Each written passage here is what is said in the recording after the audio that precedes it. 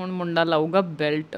ਓਹੋ ਹੋ ਮੈਚਿੰਗ ਦਾ ਦੇਖੋ ਕਿਵੇਂ ਕੀਤੀ ਆ, ਔਰੇਂਜ ਔਰੇਂਜ। ਚਾਹੀਦਾ ਕਿ 90 ਡਿਗਰੀ ਤੱਕ ਸਕਾਟ ਪ੍ਰੋਪਰ ਆਉਣੀ ਚਾਹੀਦੀ ਆ।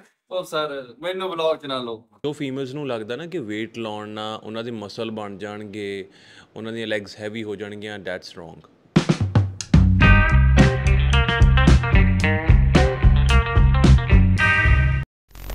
So hi everyone, so today is our leg day, favorite leg day.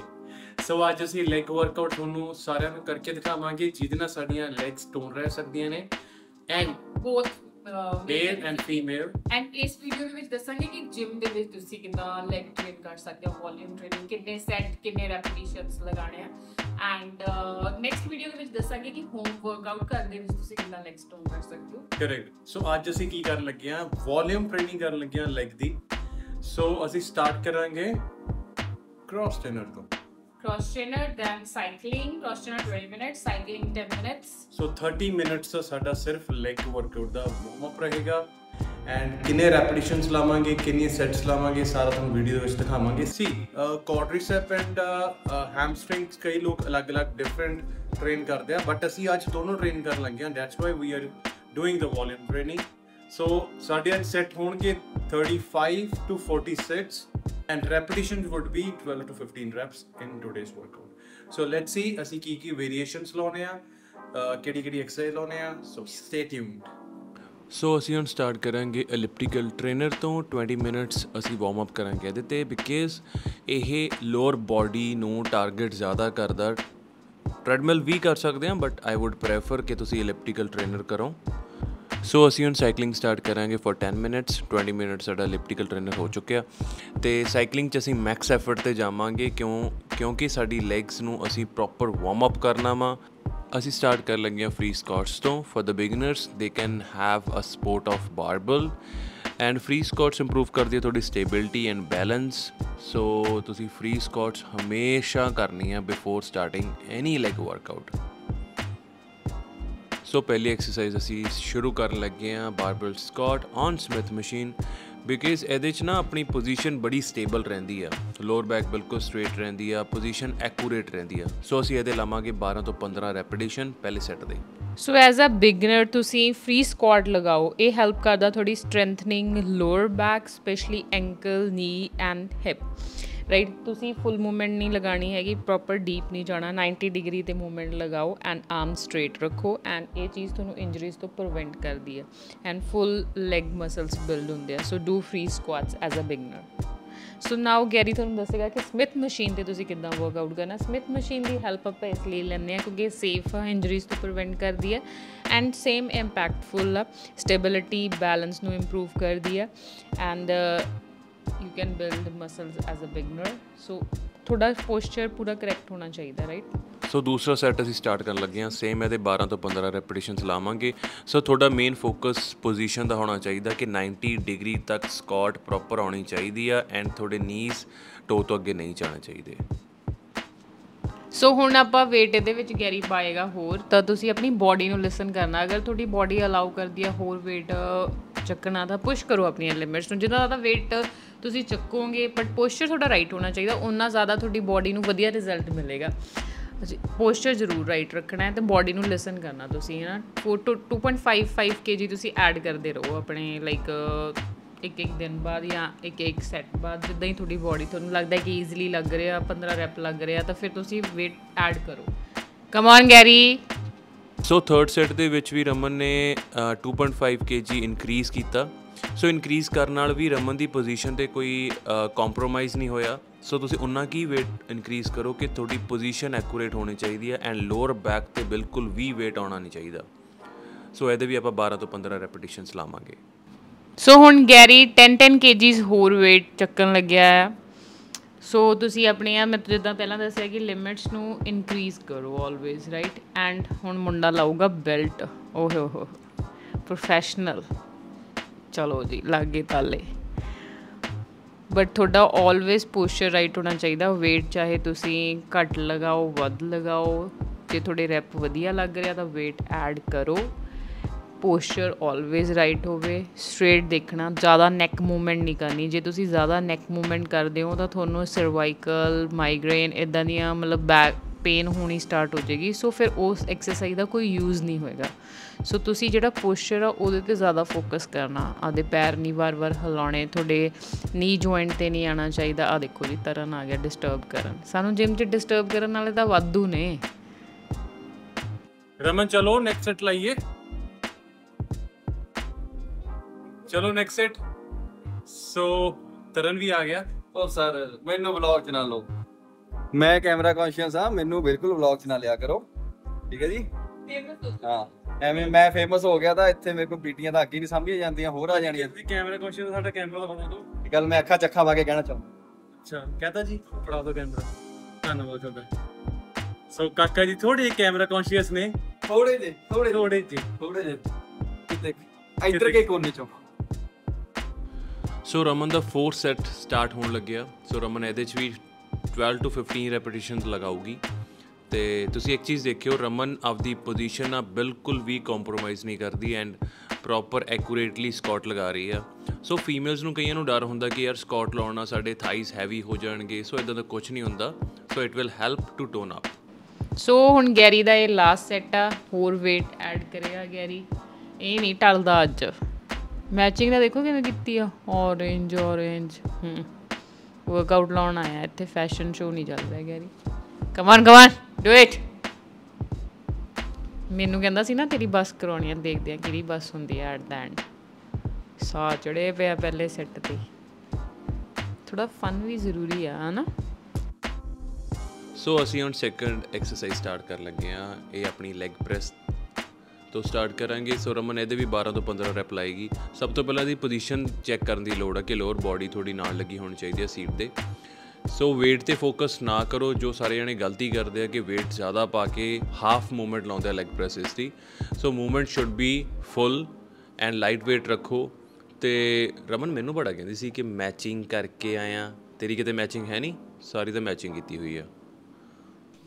Don't feel jealous Garry, ਮੈਂ ਤੁਹਾਡੇ ਵਾਂਗੂ ਇੱਦਾਂ ਮੈਚਿੰਗ ਸ਼ੂਜ਼ ਨਹੀਂ ਪਾ ਕੇ ਆਉਂਦੀ। ਬਲੈਕ ਸ਼ੂਜ਼ ਪਾਏ ਹੋਇਆ 300 ਪੈਂਟ ਦੈਨ ਸੇਮ।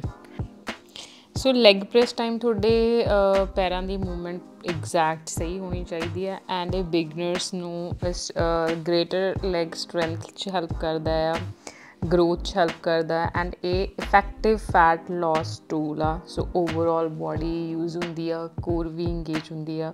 ਸੋ ਤੁਸੀਂ ਸਾਈਡ 'ਤੇ ਜਿਹੜੇ ਹੈਂਡਲ ਲੱਗੇ ਉਹਨਾਂ ਨੂੰ ਵੀ ਫੜ ਸਕਦੇ ਹੋ ਸੋ ਦੈਟ ਤੁਹਾਨੂੰ ਹੋਰ ਸਪੋਰਟ ਮਿਲੇ ਐਂਡ ਤੁਹਾਡੀ ਲੋਅਰ ਬੈਕ ਚੱਕੀ ਨਾ ਜਾਵੇ, ਰਾਈਟ। ਸੋ ਫੁੱਲ ਮੂਵਮੈਂਟ ਟਰਾਈ ਕਰੋ ਐਂਡ ਲਾਈਟ ਵੇਟ 'ਤੇ। ਸੋ ਹੁਣ ਅਸੀਂ ਸੈਕਿੰਡ ਸੈੱਟ ਲਾਉਣ ਲੱਗੇ ਹਾਂ ਲੈਗ ਪ੍ਰੈਸ ਦਾ। ਸੋ ਸੇਮ ਸਟਾਂਸ ਪਹਿਲਾਂ ਪ੍ਰੋਪਰ ਤਰੀਕੇ ਨਾਲ ਰੱਖਣੇ ਆ, ਥੋੜ੍ਹੇ ਆਊਟਵਰਡ ਰੱਖਾਂਗੇ ਐਂਡ ਸਲੋਲੀ ਡਾਊਨ। ਸੋ ਜੇ ਤੁਸੀਂ ਲੈਗਸ ਨੂੰ ਟੋਨ ਕਰਨਾ, ਤੁਹਾਡੀ ਪੋਜੀਸ਼ਨ ਐਂਡ ਸਟੇਬਿਲਿਟੀ ਇੰਪੋਰਟੈਂਟ ਆ ਐਂਡ ਵੇਟ ਮੈਟਰ ਨਹੀਂ ਕਰਦਾ। ਜੋ ਫੀਮੇਲਸ ਨੂੰ ਲੱਗਦਾ ਨਾ ਕਿ ਵੇਟ ਲਾਉਣ ਨਾਲ ਉਹਨਾਂ ਦੇ ਮਸਲ ਬਣ ਜਾਣਗੇ, ਉਹਨਾਂ ਦੀਆਂ ਲੈਗਸ ਹੈਵੀ ਹੋ ਜਾਣਗੀਆਂ, ਦੈਟਸ ਰੋਂਗ। ਸੋ ਇਹਦੇ ਵਿੱਚ ਮਸਲ ਮਾਈਂਡ ਕਨੈਕਸ਼ਨ ਵੀ ਬਹੁਤ ਇੰਪੋਰਟੈਂਟ ਆ।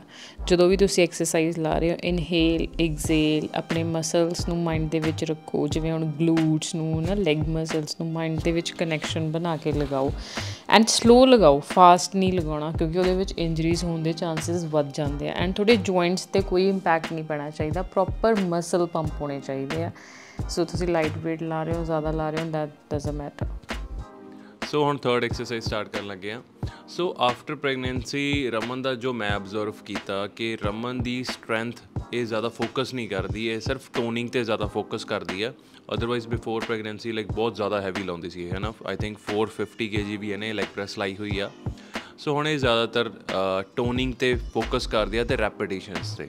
ਸੋ ਹੁਣ ਅਸੀਂ ਥਰਡ ਐਕਸਰਸਾਈਜ਼ ਦੇ ਵੀ 12 to 15 ਰੈਪਸ ਲਗਾਵਾਂਗੇ।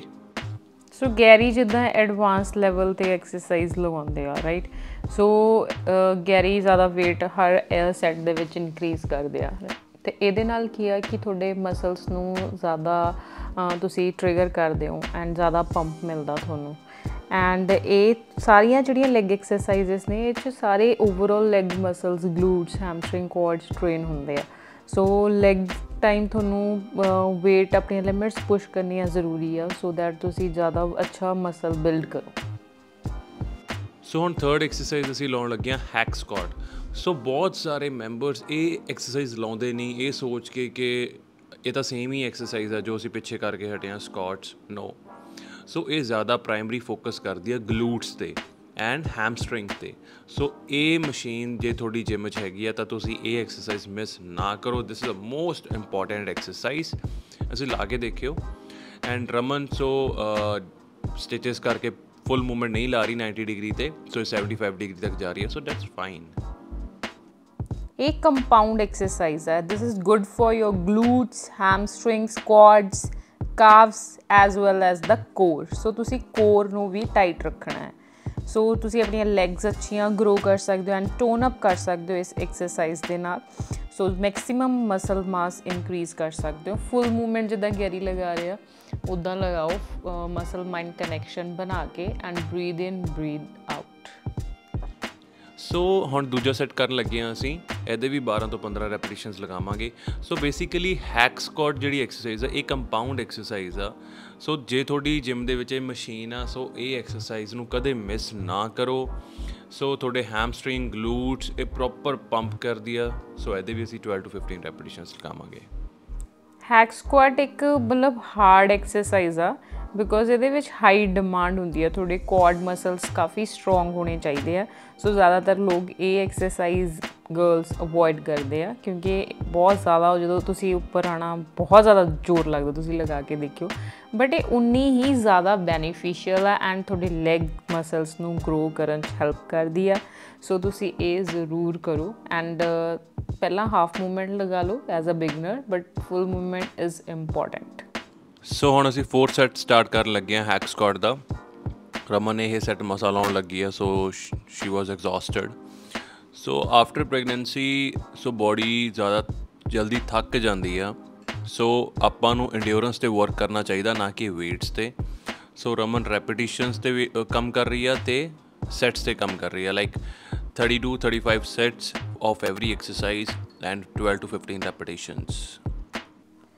ਸੋ ਹੈਕ ਸਕੁਆਟ ਜਿਹੜੀ ਅਨਲੋਡਡ ਸਟਾਰਟਿੰਗ ਵੇਟ ਹੈ ਮਸ਼ੀਨ ਦਾ ਹੀ 75 ਪਾਊਂਡਸ ਹੁੰਦਾ ਹੈ।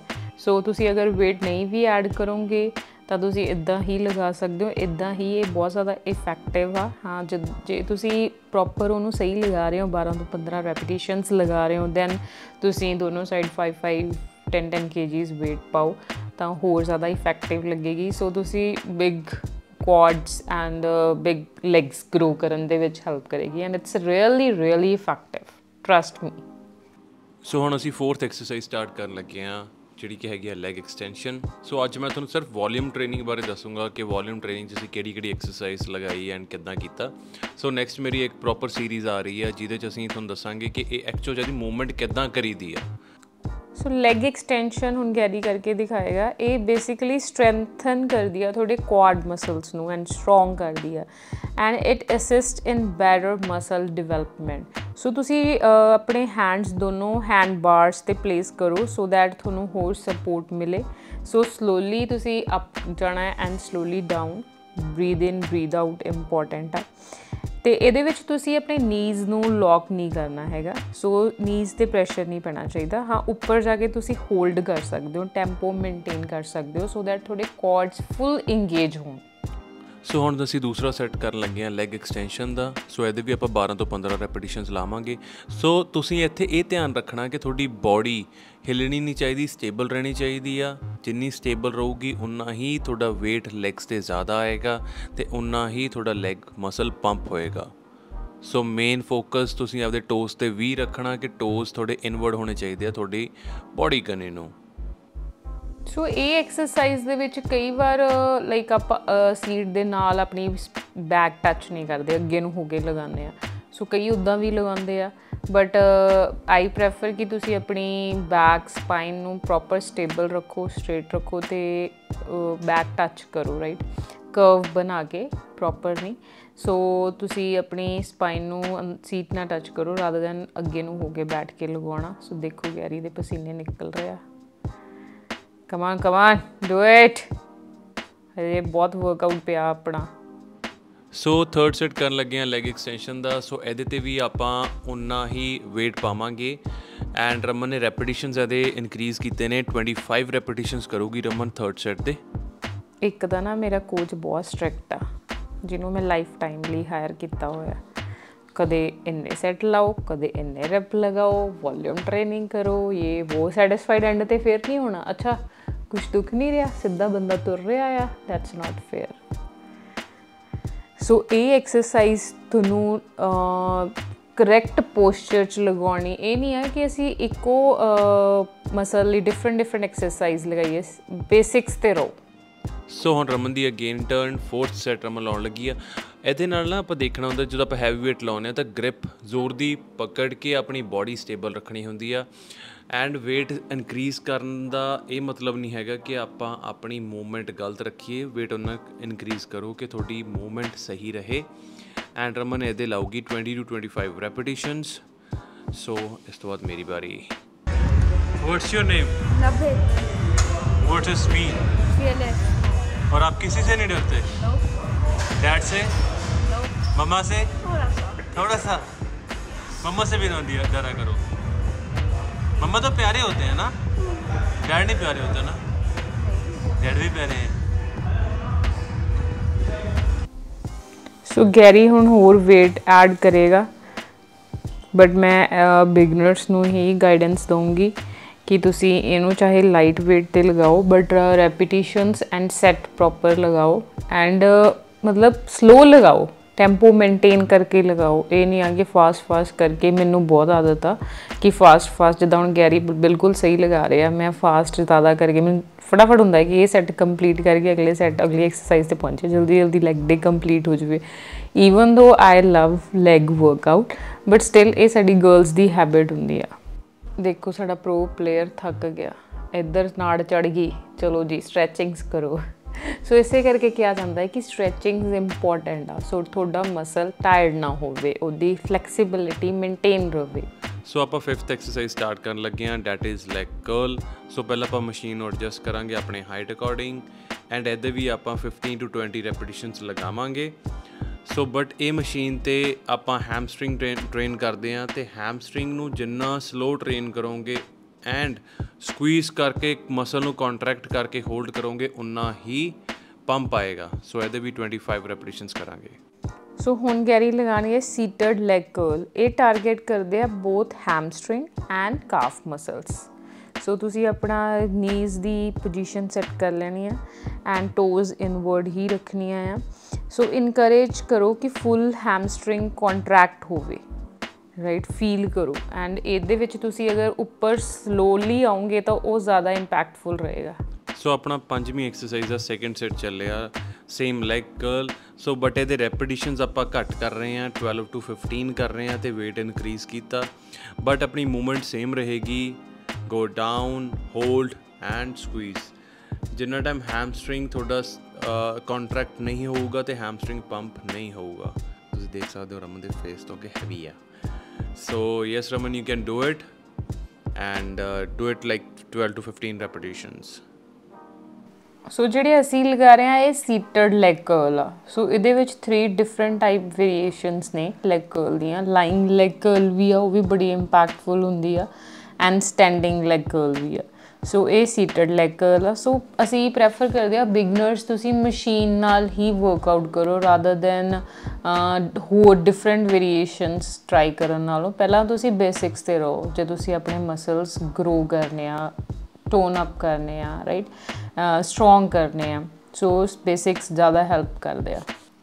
ਸੋ ਇਹ ਤੁਸੀਂ ਸਟਰੈਚਿੰਗਸ ਆਲਵੇਜ਼ ਕਰਨੀ ਆ ਕਿ ਤੁਹਾਡਾ ਬੋਡੀ ਹਾਰਡ ਸਟਿਫ ਨਾ ਰਹੇ ਐਂਡ ਤੁਸੀਂ ਰਿਲੈਕਸ ਰਹੋ। ਸੋ ਤੁਸੀਂ ਇੱਥੇ ਆਪਣੇ ਆਪ ਹੋਲਡ ਕਰੋ 90 ਡਿਗਰੀ 'ਤੇ।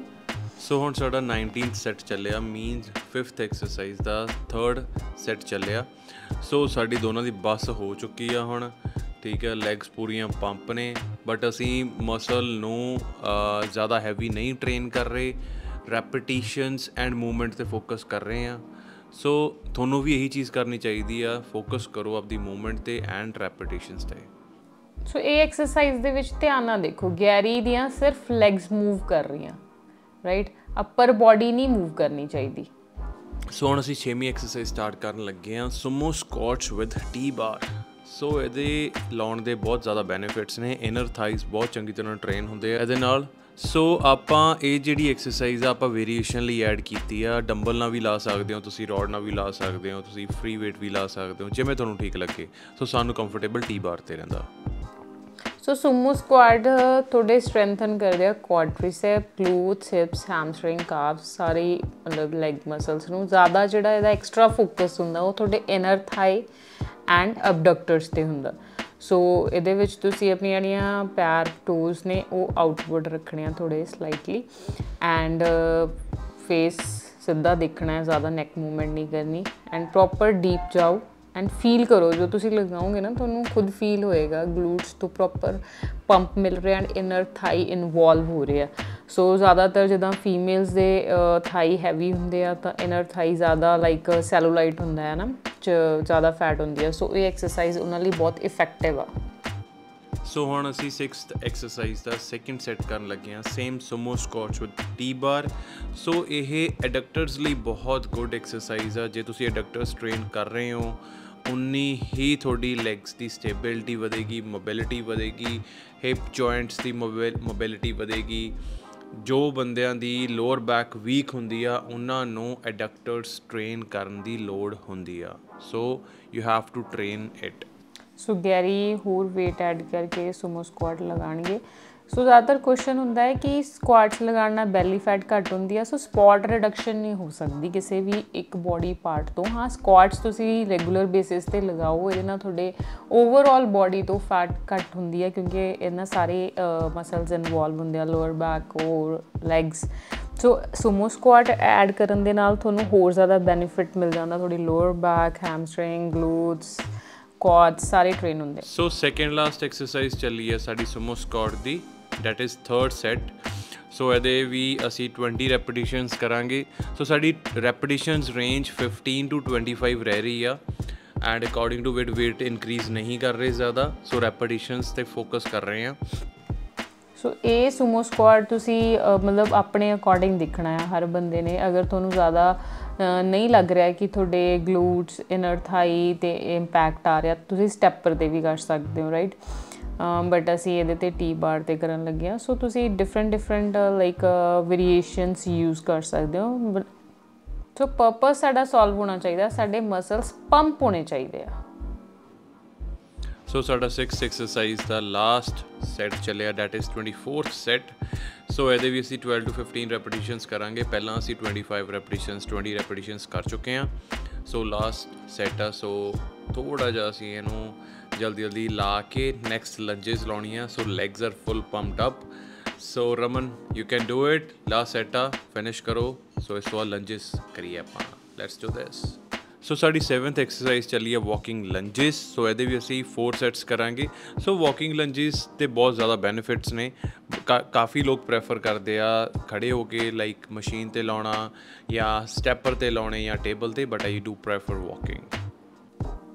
ਸੋ ਵਾਕਿੰਗ ਲੰਜਿਸ ਦਾ ਇਹ ਇਨਕਰੀਜ਼ ਕਰਦੇ ਆ ਲੈਗ ਦੀ ਹਾਈਪਰਟ੍ਰੋਫੀ, ਮਤਲਬ ਇਨਲਾਰਜਮੈਂਟ ਆਫ ਟਿਸ਼ੂਜ਼।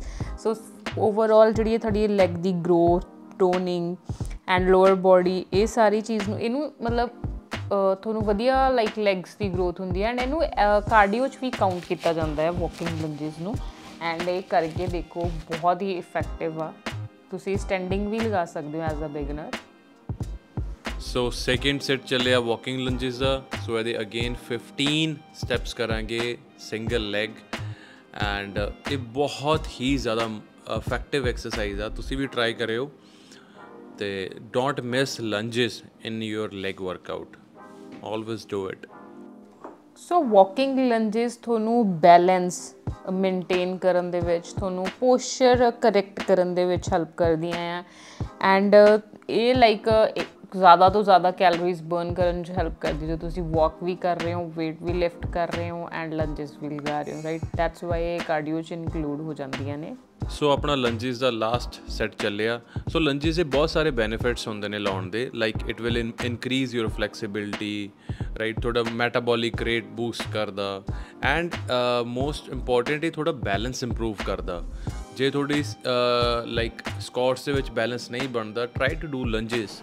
ਮੈਨੂੰ ਵੀ ਐਜ਼ ਅ ਬਿਗਨਰ ਪਹਿਲਾਂ ਲਾਈਕ ਸਟਾਰਟਿੰਗ ਦੇ ਵਿੱਚ ਲੰਜਸ ਬਹੁਤ ਡਿਫਿਕਲਟ ਲੱਗਦੀਆਂ ਹੁੰਦੀਆਂ ਸੀਗੀਆਂ, ਬਟ ਜਦੋਂ ਆ ਤੁਹਾਡੇ ਮਸਲ ਗਰੋਥ ਹੋ ਜਾਂਦੀ ਹੈ, ਤੁਹਾਡੀ ਸਟਰੈਂਥ ਤੁਹਾਡੇ ਮੇਨਟੇਨ ਹੋ ਜਾਂਦੀ ਹੈ, ਦੈਨ ਤੁਸੀਂ ਈਜ਼ਲੀ ਕਰ ਲੈਂਦੇ ਹੋ, ਫਿਰ ਤੁਹਾਨੂੰ ਵਧੀਆ ਲੱਗਦੀਆਂ ਜਿੰਨਾ ਟਾਈਮ ਪੰਪ ਨਾ ਹੋਣ। ਸੋ 8th ਐਕਸਰਸਾਈਜ਼ ਸਟਾਰਟ ਹੋਣ ਲੱਗੀ ਆ, that is stiff leg deadlift, ਸਾਡੀ ਸੈਕੰਡ ਲਾਸਟ ਐਕਸਰਸਾਈਜ਼ ਆ। ਸੋ ਇਹ ਕੰਪਾਊਂਡ ਐਕਸਰਸਾਈਜ਼ ਆ।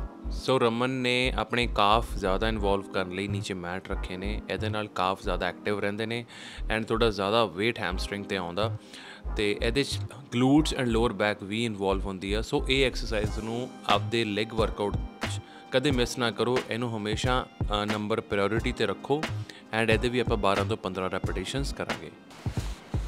ਇਹ ਮੇਰੀ ਫੇਵਰੇਟ ਐਕਸਰਸਾਈਜ਼ ਆ ਐਂਡ ਇਹਦੇ ਵਿੱਚ ਇਹ ਇੰਗੇਜ ਕਰਦੀ ਆ ਤੁਹਾਡੇ ਮਸਲਸ, ਬੇਸਿਕਲੀ ਪੋਸਟੀਰੀਅਰ ਚੇਨ, ਮਤਲਬ ਬੈਕ ਦੀ ਲੈਗ ਦੀ ਜਿਹੜੀ ਬੈਕ ਸਾਈਡ ਆ ਉਹਦੇ ਸਾਰੇ ਮਸਲਸ ਇੰਗੇਜ ਹੁੰਦੇ ਆ, ਗਲੂਟਸ, ਹੈਮਸਟਰਿੰਗ, ਕਾਫਸ, ਲੈਟਸ।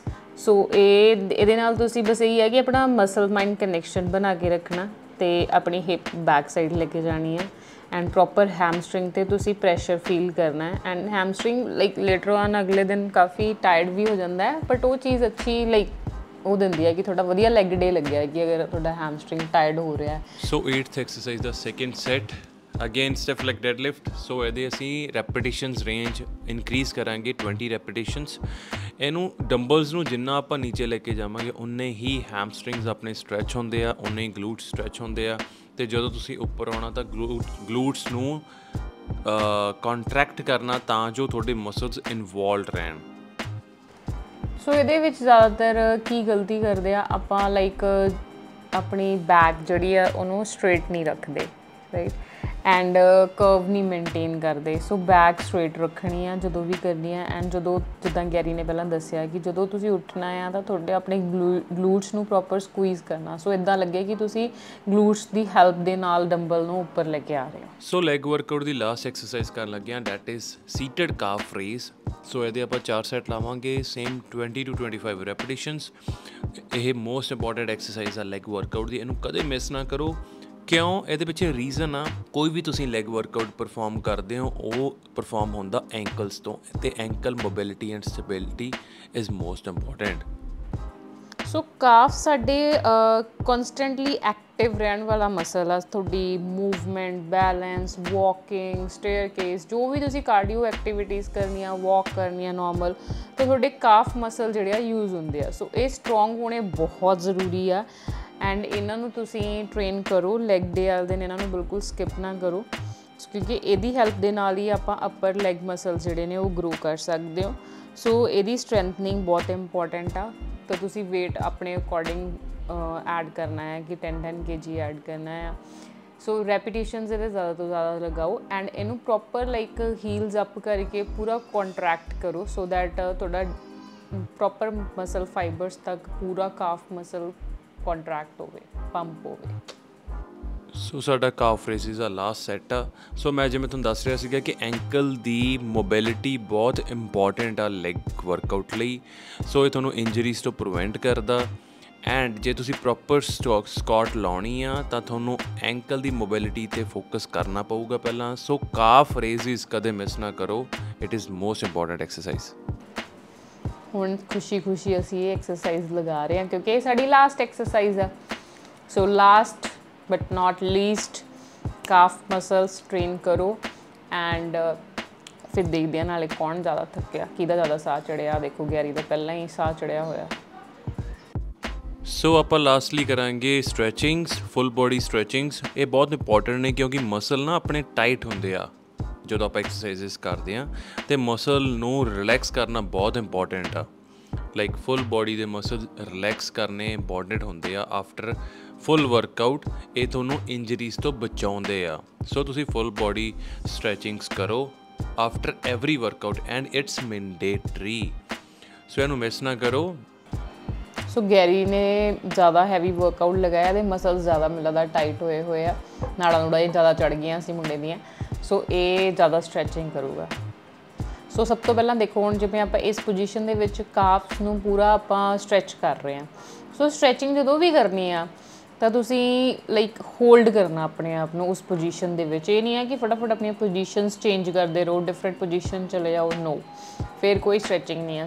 ਜਦੋਂ ਵੀ ਸਟ੍ਰੈਚਿੰਗ ਕਰਨੀ ਹੈ, ਰਿਲੈਕਸ, ਕਾਮ, ਪੇਸ਼ੈਂਸ ਐਂਡ ਫੀਲ ਕਰੋ, ਪੂਰਾ ਸਟ੍ਰੈਚ ਲੈ ਕੇ ਐਂਡ ਉਹਨੂੰ ਉਸ ਪੋਜੀਸ਼ਨ ਨੂੰ ਹੋਲਡ ਕਰੋ।